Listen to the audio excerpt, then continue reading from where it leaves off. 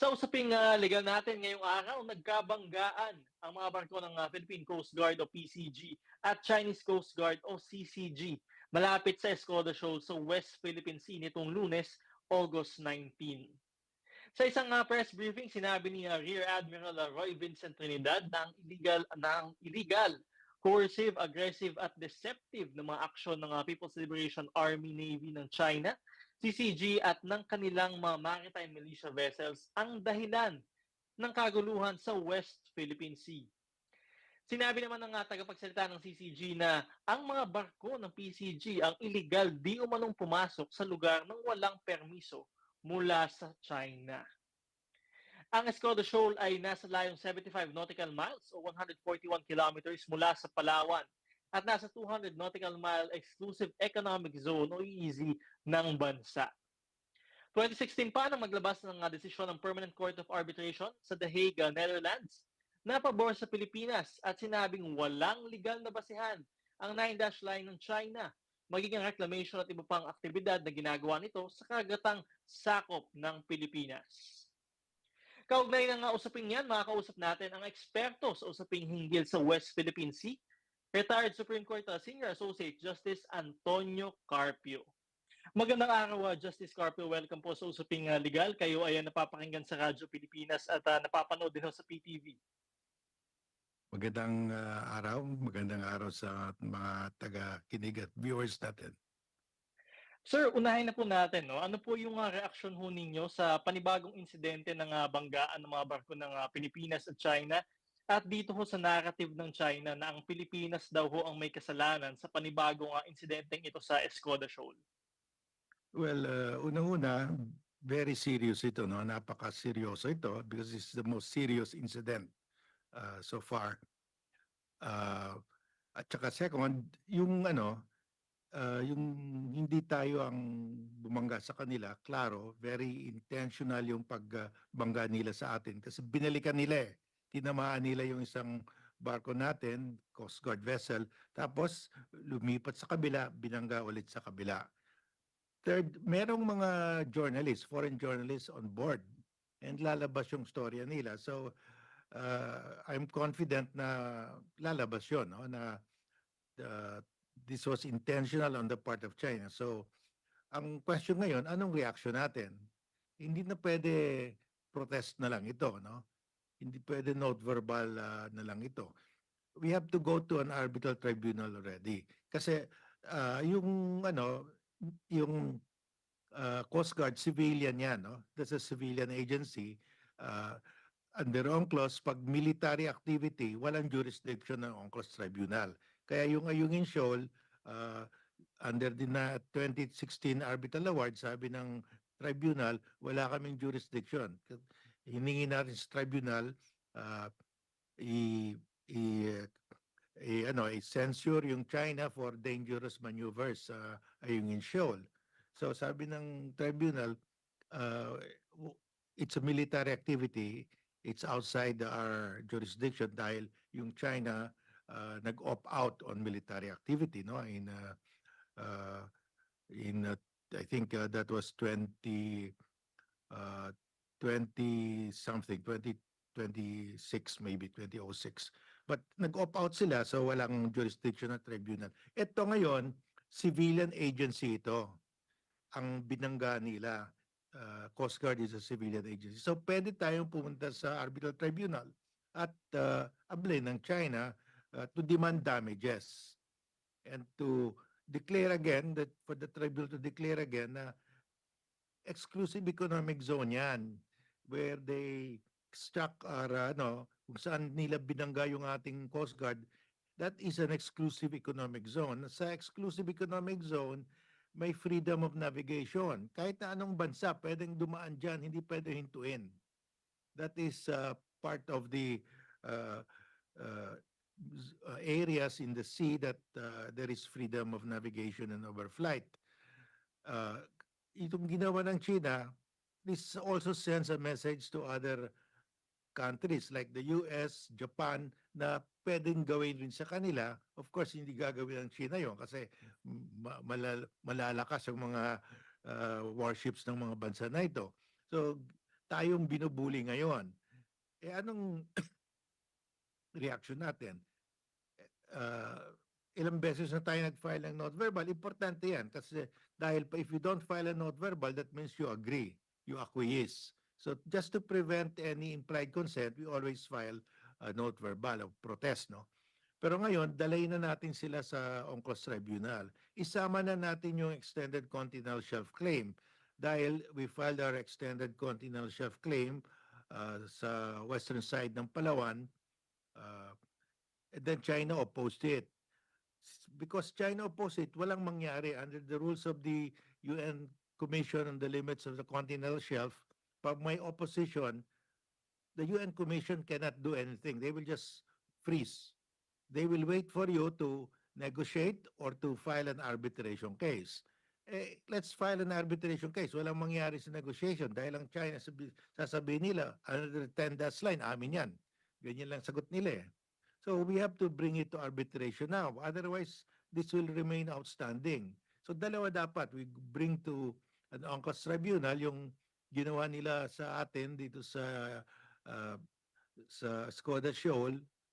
In fact, this is far from Skoda Shoal, mga 20 to 30 nautical miles, no? So talagang plinano nila. Hindi naman yung ship natin, hindi naman patungo sa papunta sa Skoda Shoal. Dumaan lang, malayo, 20 to 30 nautical miles, papunta sa Lawak, to resupply Lawak, no? Tsaka siguro Patag. Pero hinabol pa rin nila at binangga. So intentional talagang ginawa. This one will not be committed by the Chinese Coast Guard without instructions from above. Talaga may instruction ito para durugin tayo. Magpadurog tayo, ganyan mangyari sa atin. So dapat yan, we file another arbitration case and the world will rally behind that. Katulad ng 2012 when China seized Scarborough Shoal, hindi naman natin binangga yung China dahil of course mas malakas yung puwersa nila. Instead of sending the Marines to Scarborough Shoal, we sent our lawyers to The Hague to invalidate the 9-dash line. Ganyan gawin natin ngayon. Wala tayong talo pagdalhin natin sa UNCLOS Tribunal. Pero paglabanan natin sa dagat, mas malakas yung puwersa nila, talo tayo. So dapat we should choose the forum. We should choose the battlefield. The battlefield where we can win. Huwag tayo pumasok sa battlefield na hindi tayo mananalo. So dalayin natin doon. And dyan natatakot yung China. China is in dread na dalahin uli natin sila sa arbitral tribunal dahil alam nila matatalo sila eh. Alright, sir. Magandang punto din nga ho na sinasabi niyo nga ho talaga na sinadya ito ng China at may instruction ho talaga sa kanila. Sir, yung sa arbitration case naman ho, no, ano ho yung magiging kaibahan ho nito kung sakasakali ng arbitration case ho na ito doon sa naipanalo na ho natin noong 2016? Well, the issue in that arbitration case, the primary issue in 2016, that our arbitral award in 2016, the primary issue there is whether the 9-dash line is valid to claim maritime resources, no, maritime zones and resources. Ito, the basic issue is yung we will recover damages for what they've done to our Coast Guard vessels. Kasi sinabi na ng arbitral tribunal, atin yan eh, that's our EEZ. Kahit na hindi atin yan, hindi pwede gawin ng China yan. May freedom of navigation eh. Alright, sir. Ang Escoda Shoal po ay nasa exclusive economic zone ho, no, EEZ ng Pilipinas. Ano pa ho yung dapat na gawin ng bansa para protektahan ang ating EEZ laban sa mga bansang gustong angkinin ito? Sapat na ho ba yung paglalagay ng BRP Teresa Magbanua sa Escoda Shoal? Well, yung Skoda Shoal is submerged, no? Even at low tide, it is still submerged. So it's really part of the EEZ of the Philippines. So ang pwede magawa natin, bantayan natin, put the Magbanwa there for a long time, or we can put a structure. Dahil under UNCLOS, we are the sole state that can put up a structure in our EEZ, only the coastal state. So pwede natin tayuan ng, let's say, outpost Navy outpost or Coast Guard outpost dahil malapit yan sa Reed Bank eh. And Reed Bank is ang lahat ng maniobra nito, yung ginagawa ng China to harass us is to prevent us from getting the gas in Reed Bank. So yun yung ano, this is a shadow battle. Ang ang ang ano nito, the real objective is to scare us, to frighten us so that we will not get the gas in Reed Bank. Eh pag hindi natin nakuha yung gas sa Reed Bank, mag-i-import tayo ng LNG. That's 40% of the energy requirement of Luzon. Eh tataas yung power rates natin by maybe 50%. Yung mga foreign locators dito, they cannot compete with Vietnam or China, aalis sila dito dahil malaking component yung power sa manufacturing eh. Tsaka inflationary yan. Yung mga workers natin will demand higher wages kasi pag tumaas yung power rates, apektado everything, no? Everything is affected. And sir, magandang punto din po no, na talagang kailangan natin maglagay ng mga istruktura ho doon, light posts, mga lighthouses, even research centers. Sir, hindi ho ba ito lalong magpapataas ng tensyon sa West Philippine Sea sa kasalukuyan kung sakasakaling gawin ho natin ito? Well, kung tataas ang tension, hindi dahil sa atin because we have a right. Eh, pag may right ka, you can put up what you want, no? Eh, pag natatakot ka, then you don't, kahit na legally may right ka, useless sa iyo yun. If we do not get the gas, useless yung exclusive economic zone natin. So, katulad ng Malaysia, hindi sila natakot. Sabi ng China, hindi kayo pwede you cannot drill there, you cannot survey drill, magkakagera. Malaysia still sent its survey and drill ship accompanied by its navy. At the same time, dumaan yung Australian and American warships. They conducted naval drills in the same area. Wala nagawa yung China. So wala nang problema ngayon ng Malaysia. Kinukuha na nila yung gas. Ganyan din ang ginawa ng Indonesia. Sabi ng China, you cannot get the gas in the Natunas. That's within the 10-dash line. Eh, ginawa pa rin ng Indonesia. Pinadala nila yung survey ship nila at saka Navy. At the same time, dumaan yung US aircraft carrier Ronald Reagan. Wala magawa yung China, yung Coast Guard. So, pag may political will ka, pag wala kang political will, takot ka, eh walang mangyari sa iyo. Ayan, ang maganda din ho yun na talagang may mga bansa na ho talaga na may experience ho sa ganito kasi hindi lang naman ho talaga tayo ang binubuli ng China.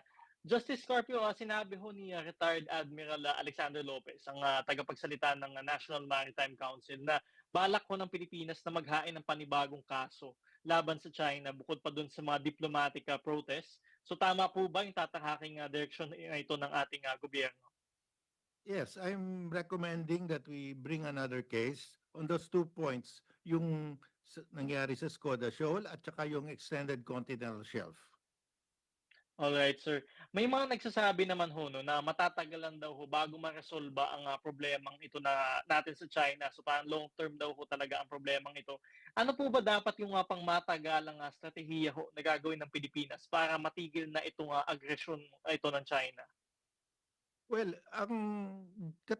gayahin lang natin ang Malaysia at saka Indonesia. Go there and get the gas. Pag nakukuha mo na yung gas, panalo ka na. Dahil the EEZ is about natural resources, whether you can exploit it. Pag papatay-patay ka o natatakot ka, di walang mangyari. Pag iniintay mo yung China to bless you, to say, okay, pwede ka na, eh hindi mangyari yon. Si Digong, former President Duterte, sabi niya, hindi tayo pwede pumunta dyan dahil magagalit ang China. Eh pag ganyan ang attitude mo, wala talaga. Talo ka. And to mention din nga ho sir, no, nananalo tayo dun sa arbitration pero hindi nga po natin pinapatupad. Tama ho ba? Yeah, eh yung Malaysia, Indonesia, wala silang arbitration award. Wala silang nuclear armed treaty state. Wala silang mutual defense treaty with a nuclear armed state. Pero they have political will and they're getting the gas. Tayo, we have the award, we have a defense treaty with the US, nuclear powered state. Pero wala tayo kulang ang ating political will. Alright, sir. And sa tingin niyo ho ba yung Amerika ay nandiyan naman ho ba sa maklolo kung sakaling magkagulo man dito talaga mauwi ho talaga sa digmaan itong nangyayari dito sa China? Well, yung Amerika, reserve na lang yan. Ang tingnan mo ng ginawa ng Malaysia, wala na namang war eh. Yung Indonesia, wala na namang war. China will not go to war, especially against us, dahil the last thing that they want is for the US to intervene in the South China Sea dispute. Eh pag alam naman nila, kita mo yung BRP Sierra Madre, ang dali nila kunin yun, i-atake nila, defenseless yun eh. But they do not do that dahil alam nila na we can invoke the treaty. Pero ang kulang sa atin, yung ating political will, wala. Alright, sir. And ito, may mensahe ho ba kayo sa ating gobyerno tungkol sa usapin ito? Paano ho ito ma-resolve talaga? At paano nila mas mahahawakan ng tama ho? Well, we should file that arbitration case against China, the second arbitration case. Takot na takot ang China na mag-file tayo. Gawin natin. Yan lang katakutan nila sa atin pag mag-file tayo ng arbitration case. Any other thing, sabi nila, kaya natin yan kasi ang liliit ng mga barko nila. Then we go to the forum where we can never lose and they can never win. That's an UNCLOS tribunal. So, doon tayo pumunta. Huwag tayo lumaban sa kanila sa dagat. Mas malaki yung mga barko nila eh. Dalay natin yung dispute settlement sa UNCLOS tribunal. Wala silang panalo, tayo walang talo. And very clear ho yan, sir. At kailangan lang ho talaga is political will. Sir, ito, Justice Carpio, sa ibang issue naman ho, no? Sinabi niyo ho sa isang panayam na maaaring mag-issue na ng warrant of arrest ang International Criminal Court o ICC ngayong Setyembre, kaugnay ho ng war on drugs ng nakaraang administrasyon. Sir, posible po ba na maipatupad dito sa Pilipinas sa kabila ng pagtiwalag ho natin sa ICC? Well, under the extradition law of the Philippines, we can extradite a Filipino if the other country has an extradition treaty with us. Wala na tayong extradition treaty ngayon with the ICC dahil we left ICC. But there is that provision na we are still obligated to cooperate with ICC for crimes committed when we were a member, no? Pero it clashes with that provision ng extradition law na we can extradite someone only if there is an existing extradition treaty. So, it could go either way. Pero ang tingin ko, we better just rejoin ICC para klaro. Para wala na itong doubt, no? Let's rejoin ICC and that should be the case. We should rejoin ICC. Madali naman lang. President will just sign the accession again, reaccession, and then submit it to the Senate for ratification. I think there's a vote. There's enough vote to ratify it. Tapos, wala nang issue ngayon, may jurisdiction o wala ba tayo? I know, sir, kasi involved nga ho dito dating presidente and also a sitting senator. Maganda ho talaga na yun nga ho, nasabi niyo ho na we just have to rejoin nga ho sa ICC. Sir, maraming salamat ho sa inyong oras ho, Justice Carpio. Maraming salamat po. Okay, thank you also. Thank you to our viewers. Thank you, sir. Si retired Supreme Court Senior Associate Justice Antonio Carpio. Sa pagbabalik ng usaping legal, sasagutin ko naman ang inyong mga katanungang legal. Mag-text ng inyong mga katanungan, komento o reaksyon sa ating programa sa cellphone number na 0917-626-1169, 0917-626-1169 o hanapin ang ating live stream sa Attorney Danny Galang Facebook page at sa Facebook page ng Radyo Pilipinas. Magbabalik ang usaping legal matapos lamang ng ilang paalala.